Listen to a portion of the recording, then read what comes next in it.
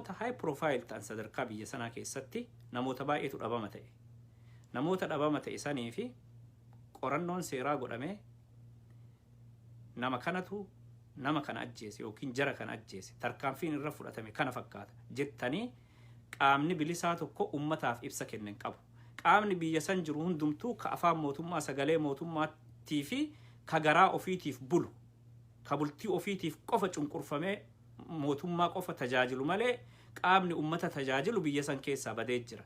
Totally duraani bakka deebi'aa hin ijaaramaa jedhee namni abdii guddaa qaba ture. Keessattuu dhaabbileen hawaasummaa civic organizationonni adda addaa haarawas ta'e ka durii caalatti bal'ifatanii jabaatanii hojjetu jedhamee ka eegamaa ture amma nafse mayyuu dhabama ta'aa jiranii jechuudha. Kana maaliif gootan ufitti dhaamottan ofitti amantiin qabdan soosa irraa ka'uudhaan waan baay'ee gootan. Yeroo dabree akkuma isin martinuu beektan obboleeyyan kiyyaa namoota hedduutu dhabama ta'e. Mootummaa kana keessatti high profile warri ta'an warreen naannoo Amaaraa akkasumas Jeneraal Saare dabalatee namoota baay'ee dhabama ta'e. Nama biyya san keessa waggaa 27-8 shiraa fi daba raawwatamaa ture hunda raawwataa ture Geetaachoo Asaffaa hagarraa akka badee jira. Akka dhokatee jira qabuu hin dandeenye. Tigraay bilisoomtee of dandeessee nan dhiyaadhaa jettee mootummaa federaalaa irraallee maallaqa argataa naannoo ofii bilisoomsitee bulfachaa jirti. Naannoon Amaaraalleen ol lama san jira jaruma jala dhiyaata. So amma ka jiru ka waraabessi irra wal fixaa jiru karumichi qarriffaa baafatee iskaavenjeroonni irra wal geesse Oromiyaa fi bulchiinsa naannoo Oromiyaatii fi kana jechuudha. Nuteenya adda qabannee amma teessa waliin nyaannaadha roorroon deemaa jiru. Bakka hundatti ka Oromoo adamsee ajjeesaa jiru nafxanyaa fi firoota isaaniiti. Nafxanyaa fi oppiidiyoota durii oppiidiyoota dullatti nafxanyaa wal dhageesse. Dubbiin guddaan ammaan asirra na fide namoota baay'ee dhabnee isa kana normaalii goonee fudhataa jirra. Namoota baay'ee namoota lubbuudhaan dhabaman keessaa ka isin martinuu beeytanii Burraayyutti waan Salamoon Taaddasaa irra ga'een beeyna. Sababa saniitiin tarkaanfilee jarri aangoo harkaa qabdu kun fudhataa turteen beeyna. Abdii Raggaasaa fuutee bakka jarri kun geessiten beekamu wanni qaamaa qalbii isaa irra ga'ee jiru wanni hagammaatti beekamu hin jiru yookiin immoo waan kanaa wali hidhannaan isaatis wanni ummataaf ifa ta'e tokkollee wanni jiru hin jiru. So amma tooftaan dhufe maali ofii nama dhabama godhaatiin qaamota biroo tooftaa ajaa'ibaa fidattanii jechuudha. Qaamota biroo itti rakkisan. Injineer Simmanyoo makiinaa isaa keessatti Shaggar Square'itti du'ee jettanii ibsi nama isa ajjeese akka inni itti du'ee wanni baheen jiru namni torbaan lama caalaa torbaan tokko caalaa irraan dubbatu jettanii baala irra buuftanii bira tartan. Mootummaan kun akkaataan inni waan baay'ee baala irra buusaa irra darbaa jiru insidentiilee jajjabaa ignoor godhaa akkaataan isin irra darbaa jirtan kun tooftaa haarawa. Tooftaa ummanni ija banatee gurra banatee akka gaariitti itti dammaquu qabu keessaa tokko jechuudha. Amma wanni ani asirra na fide ragaa qabatamaa yookiin immoo qaama amanamaa irraa wanni an dhagahe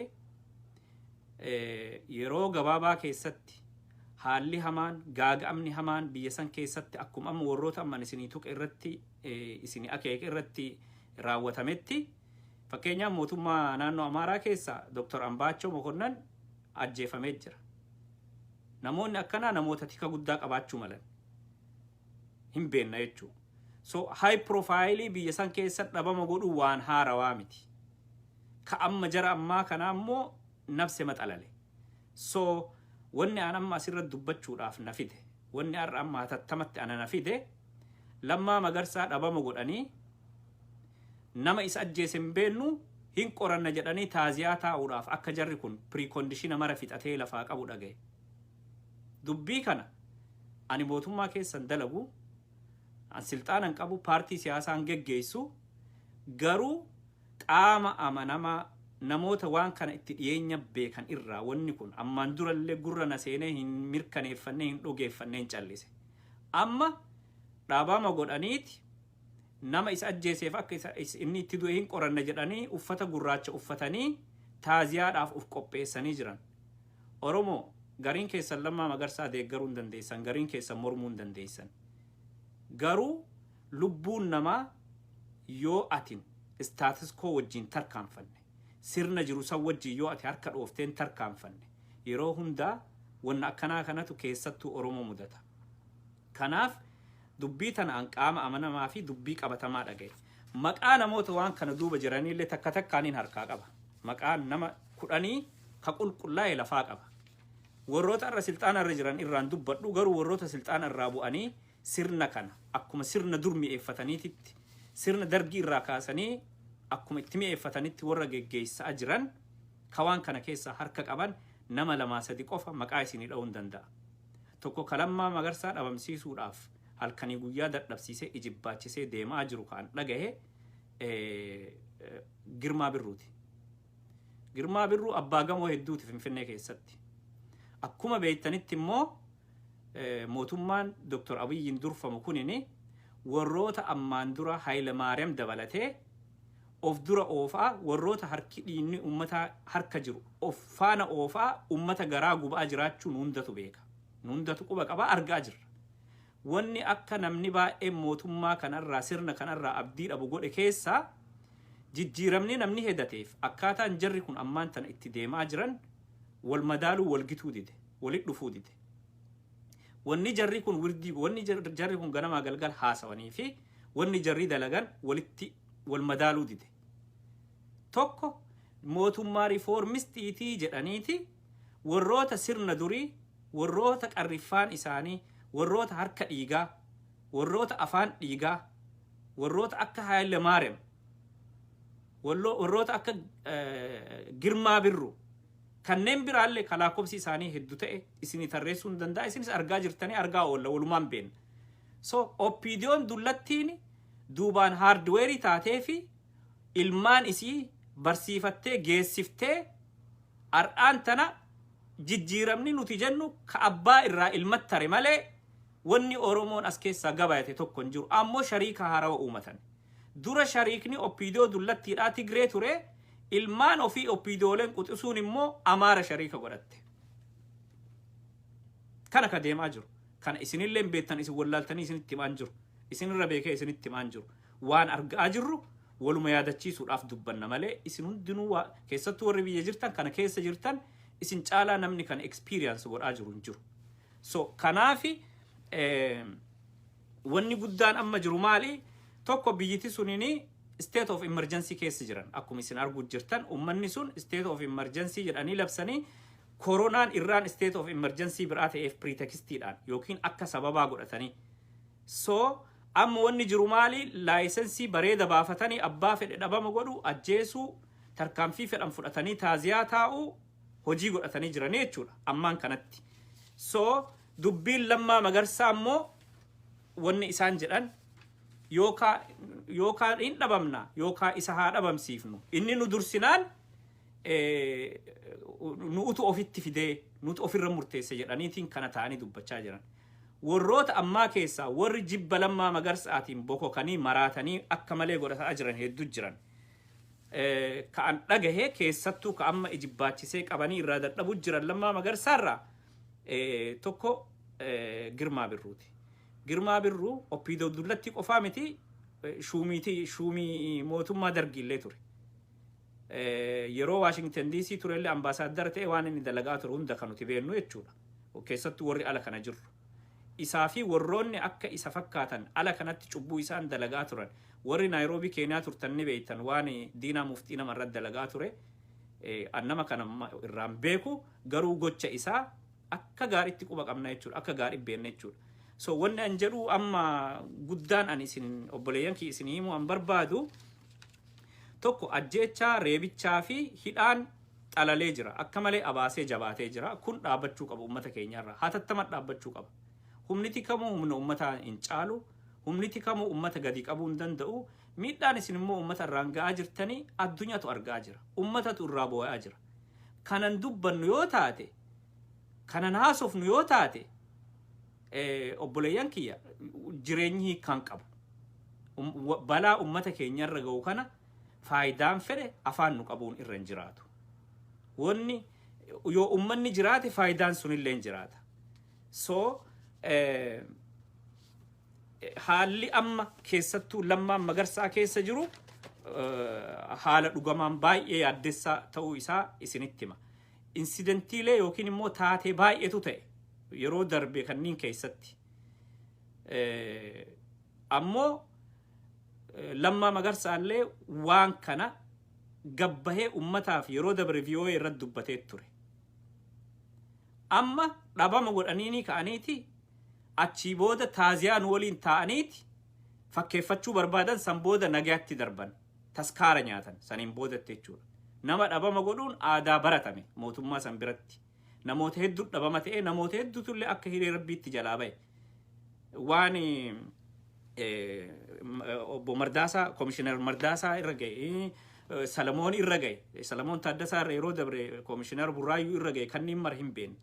Yeroo kaan abbaa torbee shanee maalii sababachaati harka saniin dabaa cubbuu ummata irra raawwachuun waan garaa nama nyaataati. Jaran cubbuun isin haa ga'u. Nama ajjeesinaa. Waaqa sodaadhaan nama hidhinaa. Hingaa namni dararamee jira. Namni rakkatee jira. Ummanni kun boru gabbayee yoo dhagaa karaa kaa'ee dildila cabsee yoo karaa isinit cufe yoo nyaata isinit gurgurachuu dhiise yoo waan isin jettan gibira isinii kennuu dhiise wataaddaraa nama irra bobbaaftan kana maal nyaachiftan? Maal mindaa kafaltaniif? Maaliif ummata kana kabaja irraa buuftan? Maaliif akkana gootan? Tokko kana. Lammaffaa namoonni daba kana argitan baay'een keessan ni jirtan. Biyya keessattuu akka isin eegdan wanni hedduun kan hin ta'in baay'een keessan ni jirtan. Jara keenya nuti jara kana isin gargaarraa. Waan baay'ee irratti waa hedduu irratti waan jarri wallaalaan godhan bakka jarri harkiin dhaqqabne namni hedduu waan kana keessatti of arguu fidhanii ka of arguu dadhaban baay'ee jiran har'allee biyya keessatti. Especially amma yeroo boodaa kana yeroo paartileen adda addaa gabbaanii kaampeenii godhuu eegalan haga tokko namoota ofi qabuuf jedhanii namoota vokaalistii ta'an namoota waa hojjechuu danda'an namoota waa dalaguu danda'an namoota nama influence godhuu danda'an haga xiqqoo amma reefu open up godhan malee jarri kun dhuguma isinii hima jara dabrite wayyaanee dabrite caala warra dheebuu fi hararaa jabaa qabu aangoofis haa ta'u jireenyaafis haa ta'u bolola jireenyaatiifis haa ta'u ummata baay'ee dheebotaa fi ummata beelaadha. They are very power mongeriidha. Akka malee aangoof du'anii akka malee immoo dafanii taajiruudhaaf illee du'aa jiran.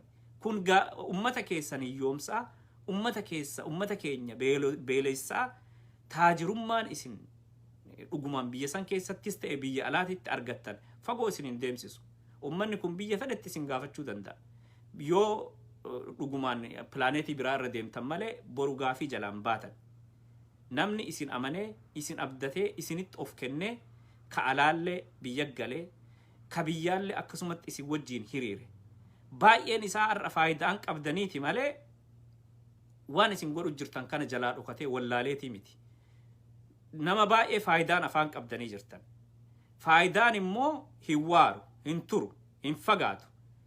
Akkuma konkolaataa yoo gaaza fixate gaaza itti guutan yookiin akkuma yoo bilbilan yookiin amma kadaataa namni biyya jirtan itti galfattanii ilaaltan kanatti yoo daataan sun isin jalaa dhumatee fi waan kana cuftanii keessaa ba'u choice isin qabdan or refill godhuudha irra deebitanii.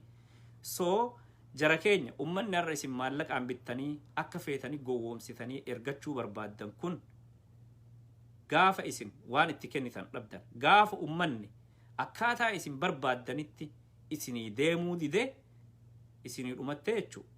Sadarkaa san ga'uu hin qabnu. Wanni ta'uu qabu tokko hidhaaf ajjeechaa waaqa sodaadhaa ummata keenya irraa dhiisaa. Ummanni keenya hifatee jira, rakkatee jira, haala hamaa keessa darbee jira. Kanaaf shororkaan amma isin himtan kun ummanni naga'umaan jira. Isinuma qofa irra bu'aa jirti malee. Isinumatu shororkaa keessa jira malee. Isinumatu rakkinna keessa jira malee. Hypertensioniin isinuma ka'e malee ummanni nagaan bahee jiraachuu barbaada. Ummanni hifatee jira. Ummanni jiila qaba. Wayyaaneen nama keenya waggaa 27 kana murrug gootee jirti. Har'a ilmaan tiyyatu aangoo irra jira. Ijoollee tiyyatu, ijoollee Oromootitu biyya bulchaa jira jedhee ummanni abdii isin irra kaa'ee waadaa san, abdii san ummata kanarraa fuutan. Amma abdiin ummataa isin biratti dhuguma baay'ee yoo keessa deemtanii illee ilaaltan isinuu argaa jirtan. Waa malee gabbaatanii waywaachaa jirtan isinuu akka gaariitti argitan. Bakka dhaqxan hundatti qawweedhaan nama meeqaan of ajjabsiistanii wanni isin deemtan kun wanni inni mul'isu nuti mootummaa jijjiiramaatii ummanni nu jaalata jechaa. Har'aan tana bakka geessan hundatti bahaadhaatti magaalaa san keessa yoo sochootan Finfinnee fi magaalaalee ollaa hundatti ummanni yeroo karaa isin darbitan bayee galuu dadhabe. Ummanni ukkaamamee gaafa dubbiin kun bira dabre balaa kana ummatan sababattan ofii fiddan malee. Mee rabbi sodaadhaati Jawaar fa'a jazaa isinii dalagee bar. Jawaar ala kanaa galee nama meeqa biyyatti isinii galche. Hardi karensii keessan ol isinii kaasee. Nama sabrii qabu, nama obsa qabu akkasitti itti buutanii ofii kaaftanii ajjeesuuf tarkaanfii irra fudhattanii isin saaxilee rabbiin dandamatee hafe. Namni kun ala kana yeroo turetti argitee garaajii jalatti simmiintoo keessatti afatee halkanii guyyaa jijjiirama kana namni akka isaa fi Lammaa Magarsaadha jijjiirama yeroo dhiyoo tanaa keessatti especially waggoota 5-6 dabran kana keessatti full time godhatanii actively waan kanarra dalagaa turan jechu jarri kun. You know? Arra isin Lammaa Magarsaati kan toluun eenyuuf toltani. Namni maal isin irraa eega? Lammaa Magarsaa laalee bar ummanni kuni bikka isin irraa abdii kutuu bar. Wanni biraa hundumtuu haafu arra Lammaan osoo lubbuun jiru kadhabama isin gootan. Osoo lubbuun jiru nama lubbuun jiru dhabama gootanii ukkaamsitanii awwaaltanii irra taa'u jirtan. Deebitanii yoo as deebitan PhD isaa dalagaa jira, dhibamee waldhaanamaa jira, akkana ta'aa jira jettan aqqaaxaariin kijibduun hin kijibina Oromoo. Especially warri aqqaaxaariin hambaa fufunaannachaa jara kana jala deemtan please ummata Oromoo confuse godhuu irraa dhaabbadhaa. Namni beekaa isin sattaree uffata isin irra qabee deemaa jira malee dhiirti gabbaatee dubbattee ummata kana guyyaa tokkoof halkan tokko osoon ol isin kaasuu dandeessu baay'ee jira. Isinuu jaalattaniitii miti ganamaa galgala kamanshii himataa jirtan, rakkinna irraa bu'aa jirtan, sodaa fincaan fixattanii ganamaa galgala wal jijjiiraa gabbaatanii maglacaa ibsa akkana ibsa dameetika Oromiyaa, ibsa itti aanaa pirezidentii Oromiyaa, ibsa maalii akkana jaalattaniitii miti. Ammayyuu fincaan fixattanii tasgabbii wal dhoggitanii halkanii guyyaa wanni isin mariin dhokattanii duu Adaamaa fi Finfinnee fi asiif achi fiigaa gootan takkaan quba qabna. Yoo isin ajjeechaan ummata keenya irraa salphisuu dhiistan yookiin ummata keenya irraa ajjeechaa dhaabuu baattan, yoo isin namoota ija ummataa ta'an jijjiirama kana fiduu keessatti namoota tarree duraa jiran kana irratti xiyyeeffachuu dhiisuu baattan alaaf keessaanillee isiniif jirra. Tokko kan lammaffaa ummanni Oromoodhaa biyyoota alaa jirtan, biyyoota ollaa jirtan. Akkuma dur wal beeynutti, akkuma duraanuu faayidaan hin jijjiiraminitti waaqa sodaadhaati yeroo hunda waadaa ummataa, sagalee ummataa ta'uu, cubbuu ummata irra raawwatamu irratti vokaalistii yookiin aktivistii ta'uu irraa duubatti hin deebina. Please, wanna kana akka laayyootti waan laalluu miti. So irra caalaan ka amma nu itti warri oppiidiyoon biyyaa tunniin namoonni isiin godhaa jirtu daaspooraa discredit gootee namoota biyya alaa jiran kana discredit gootee yoo daaspooraa akkana discredit gootan taate warri gaafa Abiyyi aangoo qabatu magaalaa sadii guutee istaadiyoomii namni akkasii guutee hin beekne guutee akkasii isinii barreeche namoota isin biyyarraa fe'attanii dhuftanii. Namoota biyyarraa isin xayyaara feetanii dhuftantu akkasitti istaadiyoomii san guutee gaachana isinii godhee yeroo saniif wayyaanee irratti daboo isinii ba'e ummata sanii bar daasporaan har'a isin busheessitanii xureessitanii udaanan qiftanii akka barbaaddanii irratti baxaraantan kun ummata bar asii xayyaara keessa xayyaara Ethiopian Airlines takkaa dur balaaleffatu dur yaabbatee dhufee gaachana isinii godhee maallaqa isaatiin achitti waan meeqa expensive baasee you know, isin kabaje gaachan isin godhe biyya collapse goote biyya accounting isi qullaa taate har'a isin saree hanqiftanii maaliif daaspooraa jibbitanii gabbaanii dhugaa dubbatan ummata ofiitiif nayanii isin wajji compromising ta'anii namoota muraasa ammoo laallee namni hundi discourage ta'uun qabu. Kanaaf itti jibbitan nu saaxilanii hirriba nu dhorkanii nu gingilchanii kanaaf sodaattanii kanarraa sodaa isin qabdan beekama. Ammallee wanni isin sodaattanoo isinii naftu kanan shakkina zalaalama achirra hin jiraattan. Sila akka karoora baafatteef wayyaaneetu achirra bubbula. Wayyaaneenu du'a mallas booda akka nagaa dhaamattu osoo beektu ummata sobdee ummanni sabriidhaan waggaa 4-5 du'a namichaa booda turee fi namichi wakiilli achi kaatanillee ta'uu fi didee namichi ballichillee achi baafatee har'a ammoo Dr. Abiy namichuma ballicha kana yoo harka mirgaa godhateeti gaafa keessummaan akka Isaayyaas fa'aa itti dhuftu isa wajji kichinii nafxanyaa keessa deddeemaniyyuu si galee. So role modelin Dr. Abiyyiitii fi tiima imma isa waliin jiru yoo warra akka Girmaa Birruu warra akka Haile Maariyaam yookiin Ekeraa Boolla keessa jiru warra akka Mallas Zeenaawii ta'ee leegasii masanka itti fufsan taate maaliif ummata soban maaliif waltajjii siyaasaa bal'ifne koottaati siyaasa keessan geeggeeffadhaa dhaabbolee inumaa mormitoota dhiiftanii morkitoota jettanii maqaa bareeda itti kennitanii sossobdanii biyya galchitaniiti takka takka ammaniidhaatti naxxanii kamana ufii jirullee yoom qabama jedhee har'aaf boru qabamaa iftaan qabamaa jedhee sodaa jira jechuudha. Kun ta'uun malle. Biyya sodaa dhiinni Oromoodhaa biyya sodaa mootummaa itti ajjeesetti har'allee isin karama gooftoleen keessan durii deeman irra deemtanii ummata keenya itti roorrisuudhaan ajjeesuudhaan sodaachisuudhaan ilma tokko haati qabdu jalaa ajjeesuudhaan ummata kana gabroonfannaa ummata kana bulchinaa jettanii yaadaa jirtan taanaan gooftota keessa irra waan barattaniin qabdan jechuudha.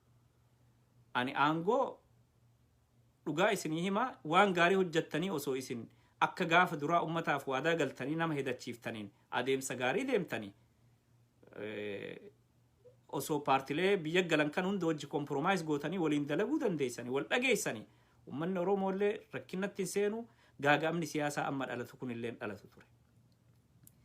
Dhiyuma tana ji'uma tokko dura ji'a tokkoof walakkaa dura duulli isinii waraqaa lammummaa Jawaar irra godhaa turtanii gaafa koronaan dhufee filmaata duubatti dabarsina jettan ajandaan biyyaa ka ture ajandaa ho'aa ka ture ka paaspoortii Jawaariitii fi lammummaa Jawaar suni takkumaan dhabame. Argitanii yeroo takkatti dhabame. Achi buuteen ajandaa sanii haga ammaatti hin dubbatamu. Amma koronaa meeshaa godhattanii Corona as a pretext godhattanii state of emergency yookiin labsii yeroo hatattamaa ummata irra labsitanii ummata akka barbaaddanitti nama nu morma nama nu kakaasa jettan guyyaa adiidhaan itti dhukaastanii dhabama godhaa shaneetu akkana godhe jechaa cubbuun isin godhaa jirtan ummanni ni beeka ummanni ni arga ummata kan of jibbisiiftanii isin akka jara sadii Tigiree galtammoo Asmaraanillee isin hundan fudhattu yoo fudhatte nama muraasa keessaa fudhatti maal karoorfattaniiti jaran maal yaaddaniiti akkamitti yaaddaniiti eega ko ummanni isin jaalatu halkanii guyyaa hirriba dhabdanii maaliif labsii adda addaatiin gabbaatan miidiyaa safokeet gootanii namni nu taazzabaa jaran xiqqoo mallee waan laallattanii xiqqoo mallee amma dhuftanii abbaa jijjiirama kana ka gooftota keessan Tigree jalaa isin bilisoomse ka akka ummanni isin hin fitne hiree isinii kenne chaansii isinii kenne warra akka Lammaa Magarsaatii fi warra akka Jawaaritti yoo xiyyeeffattan namnummaanu maal nuun jedhaa tun badii teenyaa jettanii jara kana wajjiin kompromaayiz godhuu isinii wayyu isinummaan hin laallattanii wama amma saamaa jirtan kanayyuu biyya ambaatti nyaachuu heddanii isinit dhufna biyya ambaa sanitti illee bakka isinitti godaantanitti hiriira isinit baane ajjeechaa isin raawwattan waliin isin saaxilla hin dhiifnu addunyaan amma namni itti dhokatee hara galfatee nagaan keessa jiraatu hin jiru. Addunyaan magaalaa takka taatee jirti waan taateef saniifuu jara kanarraa harka keessaniin kaaftan taanaan Lammaa Magarsaa yoo tiisisni ballichi irra taa'e Jawaar Muhammad yoo isin tiisisa irraa kaastan isin irraan buunnu waan feetanii yoo isin sababattan kara barbaade yoo isin waan adda addaa sababattan akkasitti dingata akkas ta'e makiinaa keessatti du'ee argine jettanii yoo isin diraamaadhaan taaziyaa kateessan taate isiniifillee taaziyaan teessan torbaan isin balaa san geessitan biran dabritu. Tokko kana lammaffaa dabaa cubbuu amma isin Oromoo keessatti raawwachaa jirtan keessaa ka biraa ammoo ummata gandaan qooduun waan baratame. Ganda tokko ofi qabdanii ganda tokko ofirraa fageessuun, ganda tokko shuumtanii ganda tokko shaaruun waan baratame. Kuni gaafa Tigreellee darajaa kana hin geenye haa jiraatu malee inumaahuu dhaabbilee siyaasaa birootituu waa'ee kanaan hamatama malee bara Tigreellee sadarkaa kanatti gad hin buune. Gaafa jijjiirama kana fiduudhaaf qeerroon Oromiyaadha, ijoolleen Oromoodha, magaalaalee Oromoo hunda keessatti Oromoof Oromummaadhaan gabbaatee lafti keenya lafee keenya jettee Finfinneen kan Oromooti jettee Mandii irraa, Wollo Kamisee irraa, Boorana irraa, Gujii irraa Oromiyaa guutuu handhuuraa kaabaa kibba bahaa dhiyatti Oromiyaan ta Oromooti lafti teenya lafee keenya jetteeti wal faana murruq jette kutaa biyya hundaarra. Har'a garuu ija mootummaa kanaatiin ummata wal nyaachisaa, ummata adda fageessaa wanni deemaa jiru. Fayyadamtoonni muraasni namoonni ammaan tan yeroon kenneefi fayyadamaa jirtan yookaan ummata keessan filadhaa yookaan sirna kana filadhaa. Bakka lama taphachuun hin ta'u akkuma muummichi ministeeraa jedhetti bakka lama taphachuun hin ta'u gar tokko goraa. Jiraannullee dhabamnullee jaruma kanaan waliin maxxannee waan argamneef fayyadamnaa yoo jettani itti fufaa. Karaan badii kam jennaan kamarra jirtu kana itti fufii jedhee jira namichi. So naaf ta'ee karama kana deema yoo jettani itti fufaa. Kanaa achi garuu yeroon isin sagalee ol kaaftanii ummata keessaniif dubbattan amma. Yoo waan hogganoonni OPDOdha yeroo ammaa hogganoonni OPDO quxisuudha yeroo ammaa mamaxxansanii fi waan isaan bara mallasii fi yeroo jijjiiramaa san maxxansaa turtan toonii isaa keessa deemtanii yoo riisarchii gootanii ilaaltanii akkaataa isaan itti evolve godhaa dhufan akkaataa isaan itti revolve godhaa dhufan isin mul'isa. Gaafa mallas fakkeenyi rool moodeeliin isaanii jara gaafa jijjiiramni revolutionii qabsoon ijoolleen Oromoo finiinsitullee adeemsa qabsoo sanii amma immoo bifa gaafa gooftoleen isaanii godhataa turaniiti deebi'aniiti reset godhanii jiran. Sunis maali? Humna fayyadamuu, nama waa dubbatu, nama waa falmutti roorrisu, intimidate nama godhu bifa kanaan bakka takka illee ga'uudhaaf hin deemtan. Bifa kanaan ummata waa godhuu dhiisiiti ofumaaf firaaf maatii keessaniillee waan gootan. Wal fixuu jiraata malee namni walitti cal'isee wallaalu hin jiru. Wal fixuun sun immoo kama duraanuu biyya badii irraa oolchine jettanii ittiin of faarsaa turtan waan taateef biyyi amma isiniif badaa jirti. Badii kana of oolchaa dafaati. Namni isin ajjeeftan kun hagawoomi afaan qabatee isin caqasisniif fakkaata. So kanaaf namni isin argaa jira. Gabaasni amnistiidhaa waan isin raawwachaa jirtan keessaati persentii xiqqisha 0.000.1 fractionii xiqqoodha dabaa cubbuu isin yeroo ammaa raawwachaa jirtan keessatti. So xiqqoo mallee yoo saalfattanii jarrummaan dheengadda aangoo irraa ka'anillee akka isin hin taazamne jarrummaanumaan nuun jettan jedhaati laalladhaati ummata kana miidhinaa ummata kanatti furaa. Yoo ofiif jettan yoo ofiif hin jenne ummatas balleessine ofiif banna yoo jettan guddattu nama 100 takka yookiin 200 fa'a ajjeeftan. San immoo koronaanuu fixaa jira. Namni laala gurraachi Ameerikaa tokkichi du'uurraan akka itti ilmi namaa gabbayee falmate akka itti addunyaan transparent taate akka addunyaan magaalaa tokko taate laala. Nama tokko gurraacha tokko kokkee irra ejjatee poolisiin adiin ajjeefnaan qabeenyi meeqa akka barbadaa'e ija keessaniin argaa jirtan. Kana arguulleen feetan isin akka ummanni arguulleen feetan beekama kun waan nama addunyaafillee guyyaati. Wanni akkanaa waan isin hollachiisaa waan isin shoror keessaati. Cabbiini yeroo takkatti osoo bishaan hin ta'in yeroo veeparitti jijjiiramu jira. Isin yeroo takkatti dhaabbilee Oromoodhaa mormitoota irraa morkitoota jijjiirtanii ar'a deebitanii shororkeessitoota jijjiirtan.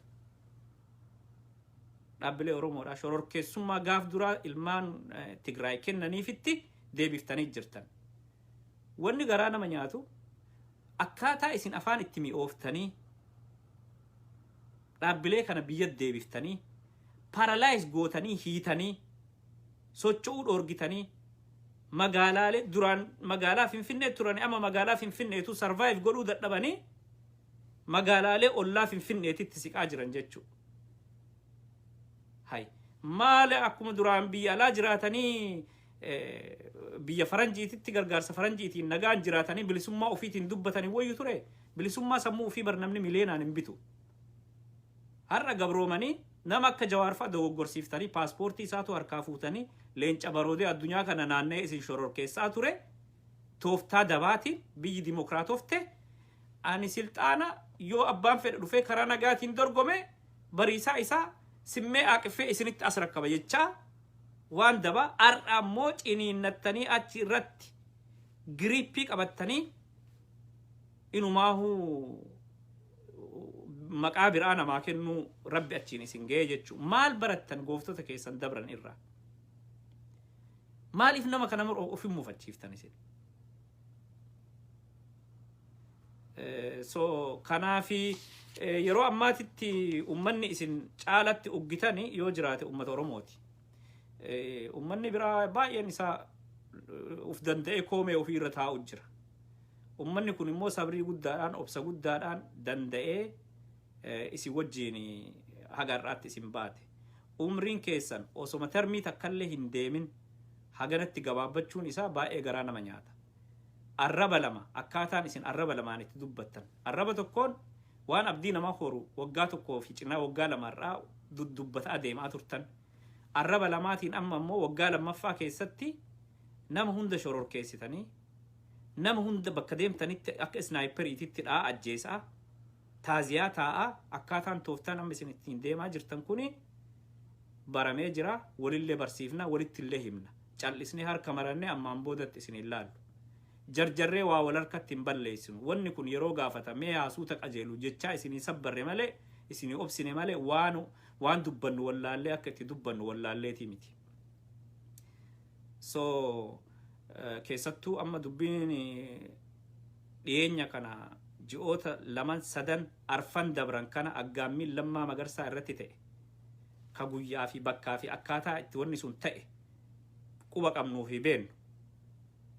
Amma ammoo ka isin dhabama godhuuf kaamiin dhalatteessanii mari'attanii waraqaa wal farramsiiftanii agriimentii wal farramsiistanii keessattuu shumaamontoonni ammaan tanatti yeroo harkaa qabdan warri akka Dammallaash Gabra Mikaa'el ka bakka Geetaachoo Asaffaa buute wanni ati ummata keenya irra godhaa jirtu dabaa cubbuun ati ammaan tanatti keessattuu Lammaa Magarsaa irra godhaa jirtu warra ammaa keessaa adda durummaadhaan akka gaarii quba qabnaa jechuudha.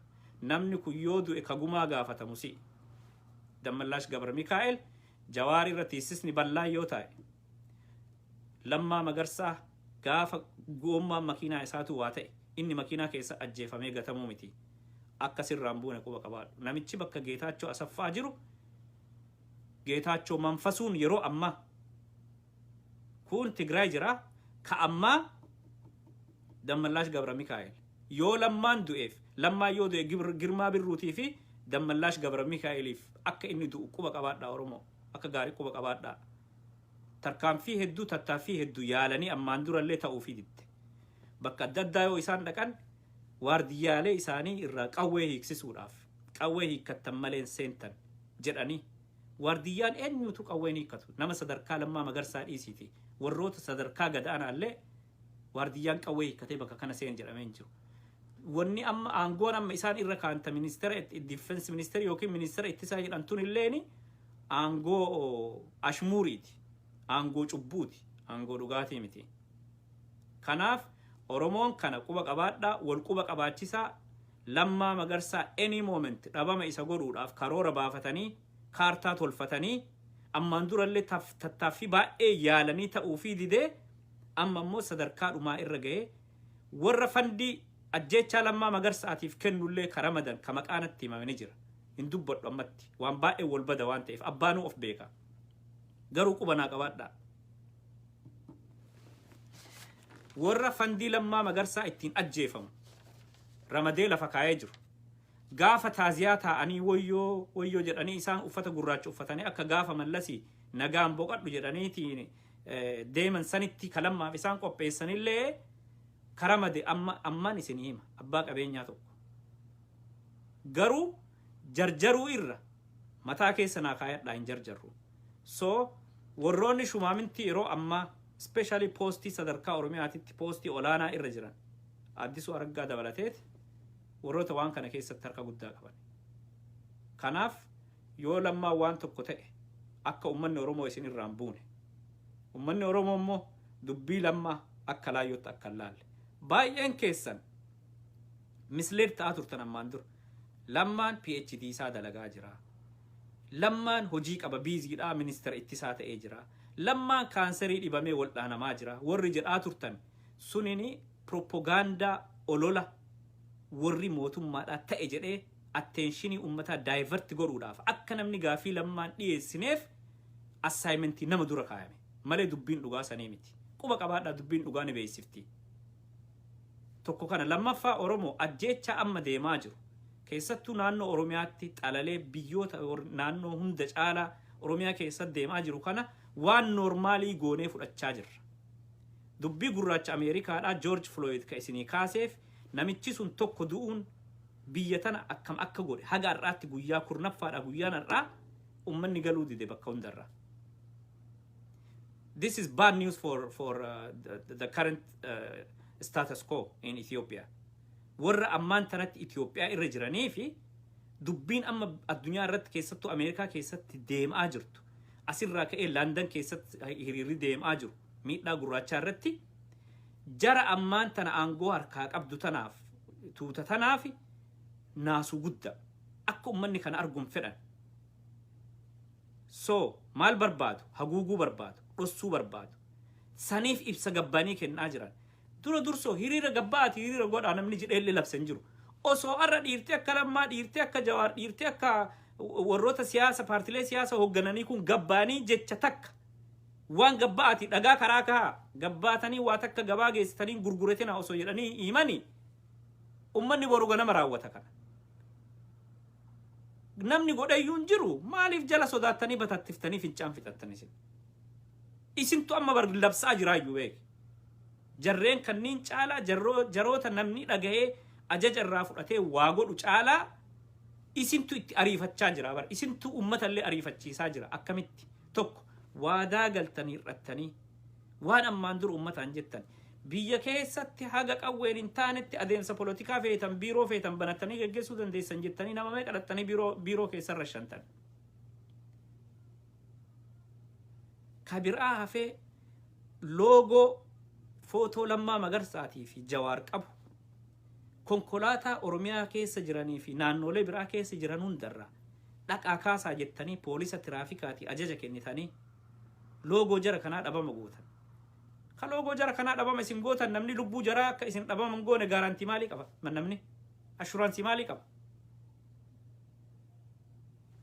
Lammaa Magarsaa Jawaari dhiirarraati barreeffamaanis gabbayee yeroo isa barbaachisetti osoo hin jilbiiffatin gabbayee dubbatee ofirraa falmachaa jira akka dhiiraatti Lammaa Magarsaa itti cittee jara waliin jiralle yoo jette gabbayee ummatatti mi malee akka maqaa keetiin afaan fajjiin dhalatu ta'uun barbaachisaa miti gabbaatee ummataan an jara kana waliin hin jiru roorrotu natti jira jettee gabbaatee dubbachuu si jirti yoo sadarkaa kanallee dadhabde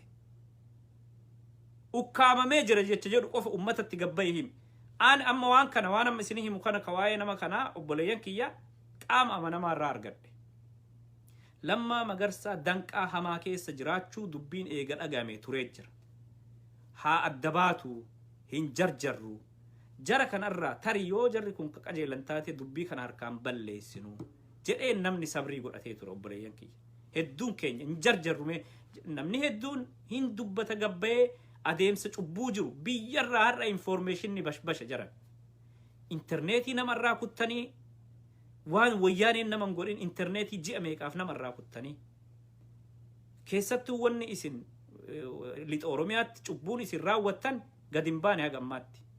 Waan xiqqootu gadi ba'e. Akkuma gabaasa amnistii firaakshinii xiqqootu gadi ba'e malee cubbuun isin raawwattan gadi hin baane. Ummata san laqaaqxanii adda baaftanii uggurtanii ukkaamsitanii haadha imimmaan boochiftanii ilmaa ilmee wayyaane irraa hafteefillee harka fixxanii deega gootanii firiis gootan. Kibba Oromiyaa akkas gootan. Amma kaabaanillee eegaltan. Gammoojjiin Baalee waan himatu hin qabu silaa'u.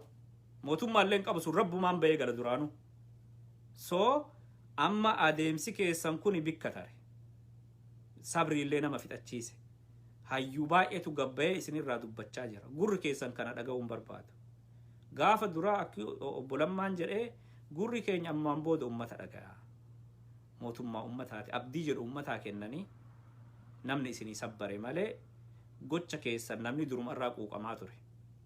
No, mee walumaan dhaabanna. Suusii ololaan qabnu. Callisnee gabbaanee walittiin olollu.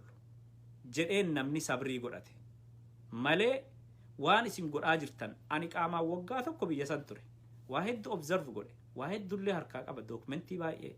Oromiyaa keessa bakka hedduu deemee arge. Sabsabaa keessanillee hedduu keessa taa'e. Baay'ee isin taajjabe, baay'ee isin xiinxalle. Shuk jettanii suufuma tottolfattanii wal jala yaa'uu malee dubbattaniillee anniisa gaachanan qabdan. Dubbiin teessanillee madaalan kaaftu isinirraan toltu. Isinitti maan. Kaarizmaa yookiin immoo gaachanuma waa geggeessuudha namaan deemuudhaallee rabbi isiniin kenni rabbi isinirratti hin beeku. Tuuta amma jirtan tana. Namoota muraasa keessattuu nama akka Lammaadha. Nama rabbiin nama afaan dammaa godhee uume kana bobbaatanii nama kana duultanii nama kana dhabama gootanii jiraa isa osoo lubbuun jiru nama kana uggurtanii eegasanii booda gaachanni keessan burujni keessan gaafasiin booda dhabama ta'e. Ani Lamma biyya keessa yeroo ture guyyaa takka yookiin guyyaa lama baay'attu wal argeen.